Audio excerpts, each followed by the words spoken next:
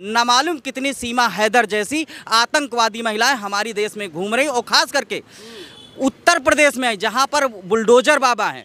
आज प्रधानमंत्री जी को जवाब देना चाहिए कि अब तक तो चिल्ला चिल्ला कहते थे कि हमारे देश में हमारी सरकार होगी, तब देखते हैं कैसे घुसपैठिए घुसाते हैं, कैसे ये सीमा हैदर जी आ गई। ऐसे तमाम लोग आए होंगे जो अभी घूम रहे होंगे। हमारी इंटेलिजेंस, हमारी जो है एलआईयू, हमारे देश की राह, सारे लोग फेल हो गए हैं।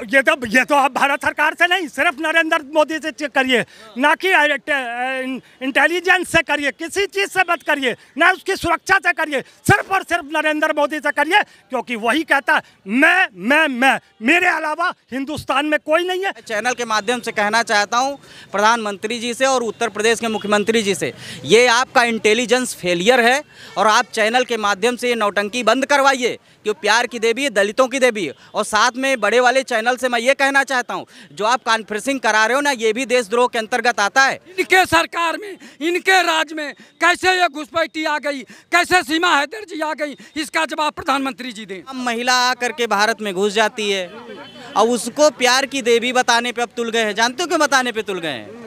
उसको प्यार की देवी इसलिए बताने पे तुल गए ना कि ताकि कोई केंद्र सरकार से सवाल न करे। ये बीजेपी दो घड़ों में बटी हुई है। कुछ दिन 4 दिन पूर्व तक आधे इनके बीजेपी के ये कहते थे कि पाकिस्तान से भाभी आ गई, पाकिस्तान से भाभी आ गई, और 4 दिन बाद दूसरा आधा घड़ा ये कहने लगा ये देश की सुरक्षा के लिए बहुत बड़ा खतरा है, ये कोई पाकिस्तानी जासूस है। इस समय प्रधानमंत्री के ऊपर सवाल उठता है, गृह मंत्री के ऊपर सवाल उठता है, एनएसए अजीत डोभाल पे सवाल उठता है, रा पे सवाल उठता है, सीबीआई पे सवाल उठता है, इंटेलिजेंस फेलियर है। तो निश्चित तौर पर ये कोई ना कोई पाकिस्तान और बीजेपी सरकार की मिली हुई साजिश है, जिसके तहत यहाँ लाई गई है। कहीं ना कहीं मुस्लिम वोट को साधने की कोशिश की गई है, दलित वोट को साधने की कोशिश। लोग ये बताएं, कहते कहते एक आम महिला आकर के भारत में घुस जाती है और उसको प्यार की देवी बताने पे अब तुल गए हैं। जानते हो क्यों बताने पे तुल गए हैं? उसको प्यार की देवी इसलिए बताने पे तुल गए ना कि ताकि कोई केंद्र सरकार से सवाल न करे। इस समय प्रधानमंत्री के ऊपर सवाल उठता है, गृह मंत्री के ऊपर सवाल उठता है, एनएसए अजीत डोभाल पे सवाल उठता है, रा पे सवाल उठता है, सीबीआई पे सवाल उठता है, इंटेलिजेंस फेलियर है। अगर कोई विदेश की दुश्मन देश की महिला प्यार में आई हो, चाहे जिसमें आई हो, सीमा तोड़ के हमारे देश में आई, देश की सुरक्षा का मामला है। नामालूम कितनी सीमा हैदर जैसी आतंकवादी महिलाएं हमारी देश में घूम रही और खास करके उत्तर प्रदेश में जहां पर बुलडोजर बाबा हैं, उनको जवाब देना आना चाहिए देश की जनता से कि न मालूम कितने इस तरह की आतंकवादी महिला घूम रही होंगी। अभी देखिए, उसको बताते कक्षा 5 पास है, आपको लगता है, मेरे को तो उसकी कदकाठी से कमांडो लगती, कहीं जो है अंडरटेकर की वो कमांडो लग रही है। यहाँ पे एक मिनट रुकिए, मुझको कोई किसी भी महिला को या आपको ही अभी मैं आपको भेज जाना हो नेपाल ही बगल वाले देश में, तो आप 10 बार सर्च करेंगे, 10 लोगों से पूछेंगे, थोड़ा घबराहट भी रहेगी कैसे जाएं, और वो कई सारी कंट्री क्रॉस करके वो एक मंजी महिला है।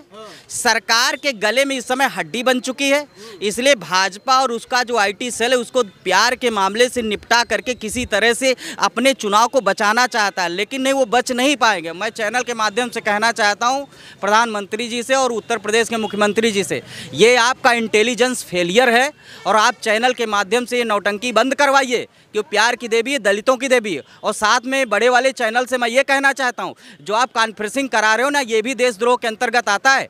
आप बंद करिए इसको, प्यार की देवी, उसको सीधे सीधे पाकिस्तान भेजिए और देश को सुरक्षित हालात में पहुंचाइए, क्योंकि इंटेलिजेंस फेलियर है। इस पर रा के ऊपर सवाल उठता है, सीबीआई के ऊपर सवाल उठता है, अजीत डोभाल की सुरक्षा एजेंसियों पर सवाल उठता है, और यहाँ तक कि गृह मंत्री पूर्णतया जिम्मेदार हैं।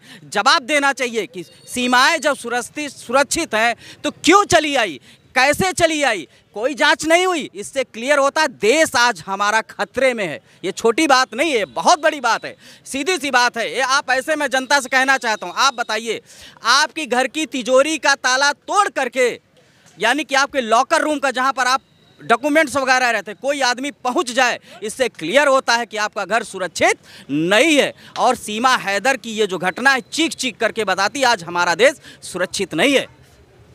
देखिए, सीमा हैदर की बात अगर हम आप करते हैं तो निश्चित तौर पर ये कोई ना कोई पाकिस्तान और बीजेपी सरकार की मिली हुई साजिश है, जिसके तहत यहाँ लाई गई है। कहीं ना कहीं मुस्लिम वोट को साधने की कोशिश की गई है, दलित वोट को साधने की कोशिश की गई है इसमें।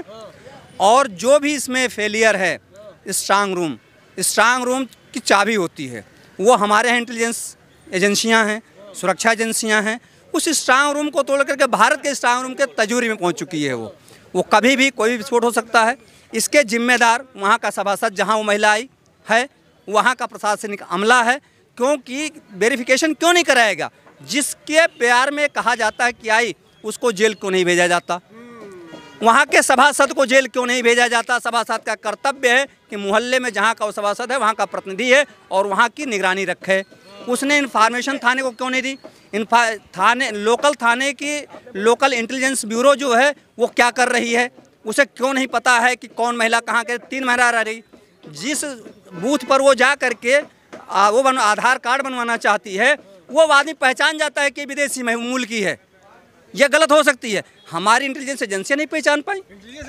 कल देखिए एलआईयू होता है, आप यहाँ पर खड़े में एलआईयू पर डे रिपोर्ट करता है, यहाँ पर क्या हुआ, चौराहे पर क्या हुआ, दारुल सफा के अंदर क्या हुआ। वहाँ के एलआईयू इंस्पेक्टर को लोकल इंटेलिजेंस यूनिट को पहले बर्खास्त करना चाहिए। जो सीमा सुरक्षा है, ये अजीत डोभाल को नहीं बर्खास्त करना चाहिए। मैंने क्या कहा ना, मैंने सवाल उठाया ना, सबसे पहले गृह मंत्री अमित शाह को जवाब देना चाहिए, इंटेलिजेंस फेलियर क्यों है। रा को जवाब देना चाहिए, अजीत डोभाल को जवाब देना चाहिए। और सबसे बड़ी बात है, 1 महीने तक कोई विदेशी महिला हमारे देश में रही है, उसने क्या क्या किया है, कहाँ कहाँ प्लांट किया होगा, ये बहुत बड़ा सोचने। उसके न मालूम कितने स्लीपर सेल सेट हो चुके हैं। और सबसे बड़ी चीज़ है कि भारतीय जनता पार्टी अपनी कमी को छुपाने के लिए उसको प्यार की देवी बता रही। कितनी शर्मनाक बात है। तो मैं तो ये कहता हूँ ना, आपके चैनल के माध्यम से एक बड़ी बात कहना चाहता हूँ, उन शहीद परिवार को ये सरकार गाली दे रही है। मैं खुलेआम बड़ी विनम्रता से और गंभीरता से कह रहा हूँ, उत्तर प्रदेश की सरकार हो चाहे केंद्र सरकार हो, उन शहीद सैनिकों के परिवार को गाली दे रही, जो बीएसएफ में जा करके बॉर्डर में पाकिस्तानी की सैनिकों की गोली से छलनी हुए हैं, उसको ये लोग धता बता रहे हैं। उस पर जो ये लोग थूकने का काम कर रहे हैं, हमारे वीर जवानों की, सैनिकों की शहादत का ये लोग अपमान कर रहे हैं। उस महिला को तत्काल अरेस्ट करके, भले प्यार का मामला, लेकिन नहीं, उसको आना है तो वीज़ा लेकर के आइए, हमारी एम्बेसी है, वहाँ अप्लाई करे, प्यार की बात बताए। दोनों तरफ मीडिया का ट्रायल तब होता है। लेकिन नहीं, दुर्भाग्य है इस समय कि जो हिंदुस्तान की जो टॉप मीडिया है मुख्य धारा की, इस समय दलितों की देवी बता करके देश के लोगों की सुरक्षा के साथ खिलवाड़ कर रही है। क्या लगा, सुरक्षा सीमाएं सुरक्षित हैं कि नहीं है? हमारे देश के प्रधानमंत्री जी कहते थे, हमारे देश के प्रधानमंत्री जी कहते थे कि देश हमारा है, सैनिक हमारे हैं, बॉर्डर हमारा है, तो कैसे घुसपैठिए घुस आते हैं। आज प्रधानमंत्री जी को जवाब देना चाहिए कि अब तक तो चिल्ला चिल्ला कहते थे कि हमारे देश में हमारी सरकार होगी, तब देखते हैं कैसे घुसपैठिए घुसाते हैं, कैसे ये सीमा हैदर जी आ गई। ऐसे तमाम लोग आए होंगे जो अभी घूम रहे होंगे। हमारी इंटेलिजेंस, हमारी जो है एलआईयू, हमारे देश की राह, सारे लोग फेल हो गए हैं, सारी इंटेलिजेंस ही फेल हो गई, सरकार फेल हो गई। देश के प्रधानमंत्री को आके जवाब देना चाहिए देश की जनता को कि जो कहते थे कि सीमा हमारी है, सैनिक हमारे हैं, तो घुसपैठिए कैसे घुसाते हैं। इनके सरकार में, इनके राज में कैसे ये घुसपैठी आ गई, कैसे सीमा हैदर जी आ गई, इसका जवाब प्रधानमंत्री जी दें। देखिए, बीजेपी 2 घड़ों में बटी हुई है।